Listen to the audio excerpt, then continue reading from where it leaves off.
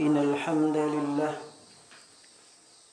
نحمده ونستعينه ونستغفره ونعوذ بالله من شرور أنفسنا ومن سيئات أعمالنا من يهده الله فلا مضل له ومن يضلله فلا هادي له أشهد أن لا إله إلا الله وحده لا شريك له وأشهد أن محمدا عبده ورسوله لا نبي بعده اللهم صل على محمد وعلى آله وصحبه أجمعين أما بعد أوصيكم بتقوى الله فقد فاز المتقون وتزودوا فإن خير الزاد تقوى.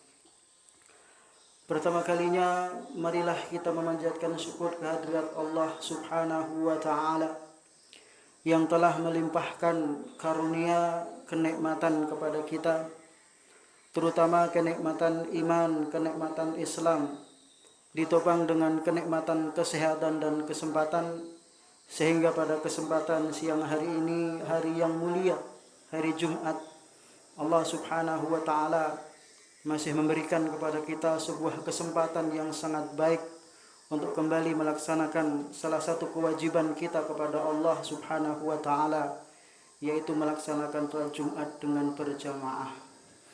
Semoga salawat serta salam kepada Rasulullah Muhammad sallallahu alaihi wasallam, kepada keluarganya, para sahabatnya, dan orang-orang yang senantiasa istiqomah berjalan di atas jalan Nabi sallallahu alaihi wasallam. Kemudian marilah kita selalu meningkatkan ketakwaan kita kepada Allah Subhanahu wa taala dengan selalu melaksanakan perintah-perintah Allah Subhanahu wa taala, mempertebal rasa takut kita kepada Allah Subhanahu wa taala, merasa selalu diawasi oleh Allah Subhanahu wa taala, beramal dengan amalan yang paling baik dan berusaha untuk menjauhkan diri daripada larangan Allah dan Rasul-Nya. Jamaah sekalian, di dalam kehidupan ini semua manusia pasti memiliki sebuah harapan. Siapapun mereka, baik mereka orang yang beriman ataupun orang yang tidak beriman, baik mereka orang Islam ataupun non-Islam, baik orang yang bermaksiat ataupun orang yang taat kepada Allah Subhanahu wa taala. Satu harapan yang sangat besar dalam kehidupan mereka adalah mereka menginginkan kehidupan yang bahagia. Semua manusia pasti di dalam kehidupannya dia ingin hidupnya itu adalah bahagia. Hidupnya adalah senantiasa diliputi dengan ketentraman, diliputi dengan kesenangan, ketenangan hati, ketenangan fikir, dan lain sebagainya. Siapapun mereka pasti mengharapkan hidupnya adalah bahagia. Sebagai apapun mereka, sebagai seorang petani, sebagai seorang peternak, sebagai seorang pegawai, apapun pekerjaan mereka pun juga demikian. Dalam hidupnya dia pasti mengharapkan, punya cita-cita, hidupnya itu adalah bahagia. Di dalam Al-Quran Allah berfirman, man kana yuridu thawabad dunya fa innallahi thawabud dunya wal akhirah wa kana Allahu sami'an basir. Barang siapa yang mengharapkan kebahagiaan di dunia saja, maka sesungguhnya dia termasuk orang yang merugi. Kalau dalam hidupnya dia hanya mengharapkan kebahagiaan, ketentraman, kesenangan dunia saja, maka dia telah merugi. Fa innallahi thawabud dunya wal akhirah. Kenapa? Allah Subhanahu wa taala menyediakan bagi manusia dua kebahagiaan. Bahagia hidup di dunia dan tentunya bahagia hidup di akhirat. Dan itulah kebahagiaan yang hakiki. Wal akhiratu khairu wa abqa. Kenapa? Karena kebahagiaan akhirat itu adalah kekal, tidak ada batasnya. Jamaah sekalian, inilah Allah Subhanahu wa taala menggambarkan kepada kita tentang kebahagiaan hidup. Di dalam ayat yang lain Allah berfirman, "Wa minhum may yaqulu rabbana atina fid dunya hasanah wa fil akhirati hasanah wa qina adzabannar." Dan di antara manusia mereka berdoa kepada Allah Subhanahu wa taala, doa yang paling sering diucapkan oleh Rasulullah sallallahu alaihi wasallam dalam kesempatan apapun, apalagi setelah melaksanakan salat. Doa yang senantiasa Rasulullah ucapkan adalah Rabbana atina fid dunya hasanah wa fil akhirati hasanah wa qina adzabannar. Ya Allah, berikanlah kepada kami kebahagiaan hidup di dunia dan juga kebahagiaan hidup di akhirat.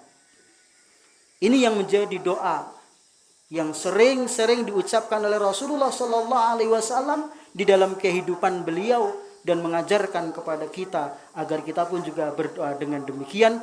Kita menginginkan dalam kehidupan kita bahagia di dunia dan tentunya bahagia di akhirat.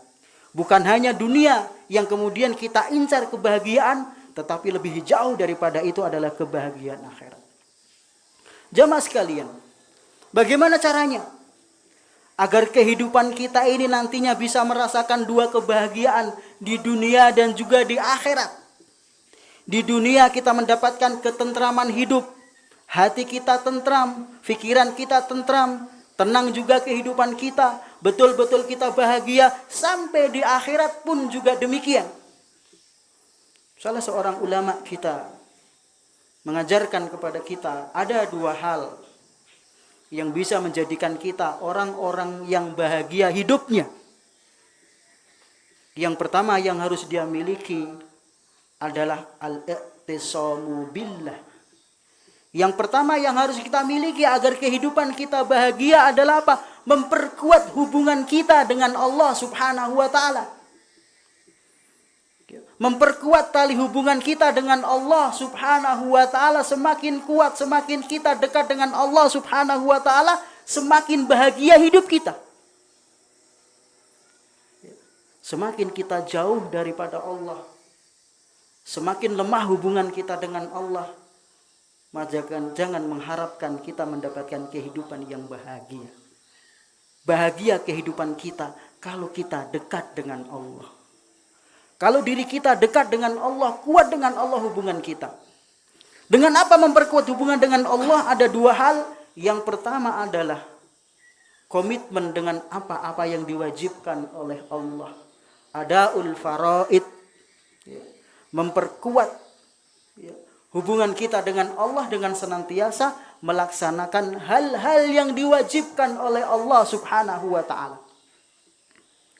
Salah satu kewajiban yang paling besar yang kemudian Allah Subhanahu wa taala syariatkan kepada kita, kewajiban yang paling tinggi dari seluruh kewajiban yang ada adalah melaksanakan salat 5 waktu.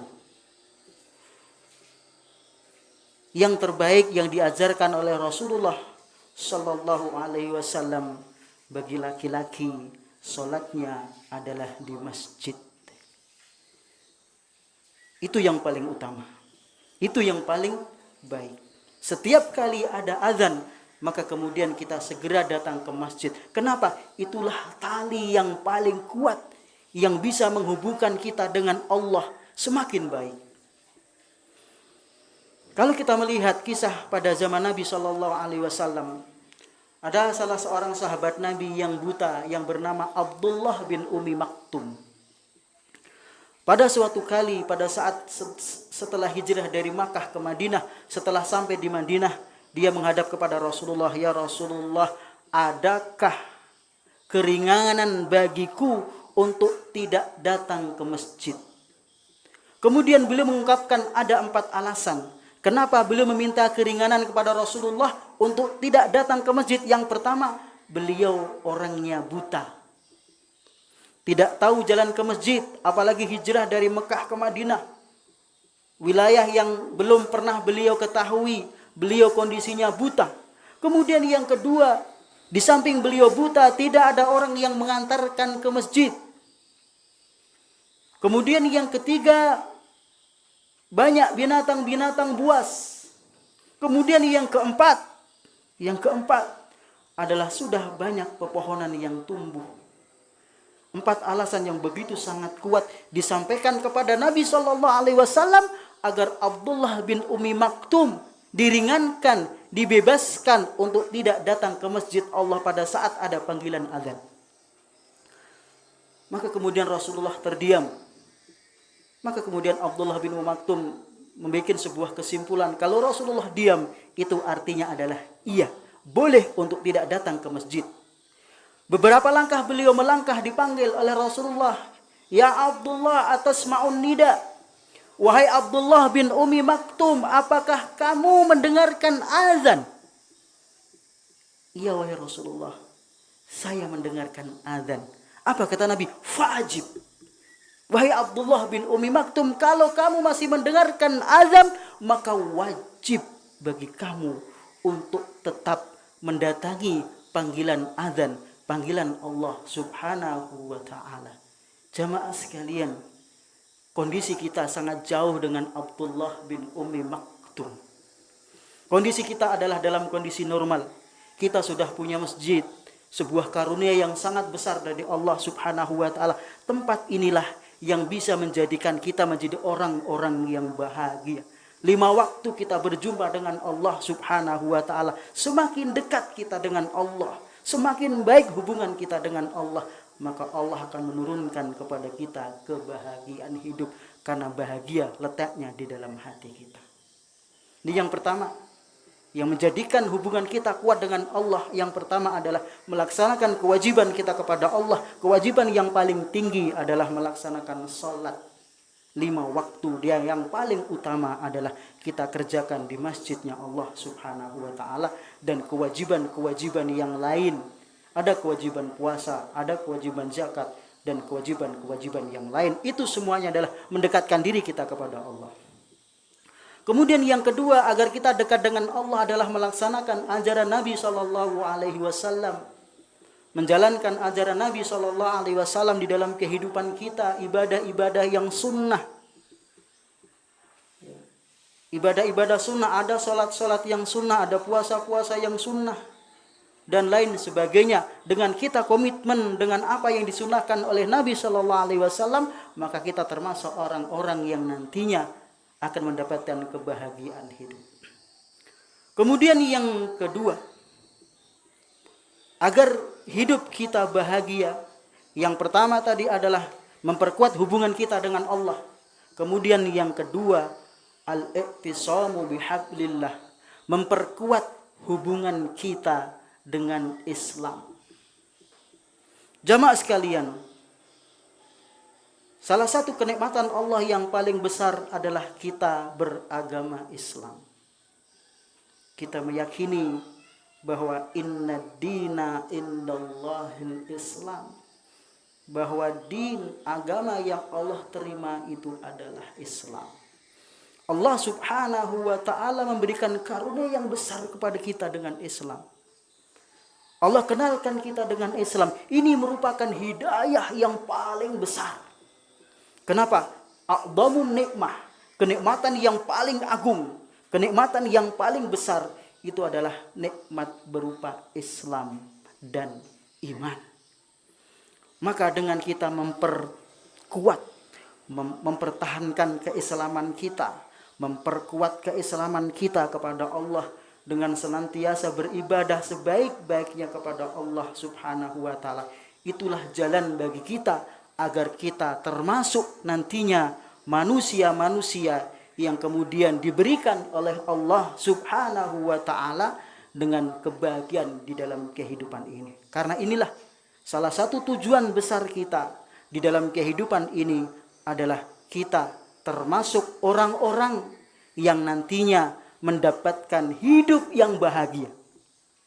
Ini yang susah dicari. Kan hari ini orang memandang bahwa hidup bahagia itu dengan harta yang banyak, dengan kebun yang begitu sangat luas, dengan harta yang menumpuk. Bukannya tidak benar, itu salah satu faktor. Hidup kita bahagia adalah dengan dunia kita. Tetapi faktor yang paling utama yang menjadi dasar hidup manusia bahagia adalah kedekatan dia dengan Allah Subhanahu wa ta'ala dan cara bagaimana dia betul-betul berpegang teguh dengan Islam. Inilah sedikit yang saya sampaikan kepada jamaah sekalian. Semoga kita termasuk manusia-manusia yang oleh Allah Subhanahu wa ta'ala diberikan karunia yang sangat besar, yaitu hidup kita senantiasa dilingkupi dengan kebahagiaan, dilingkupi dengan ketenangan, dilingkupi dengan kesenangan-kesenangan di dalam hati kita.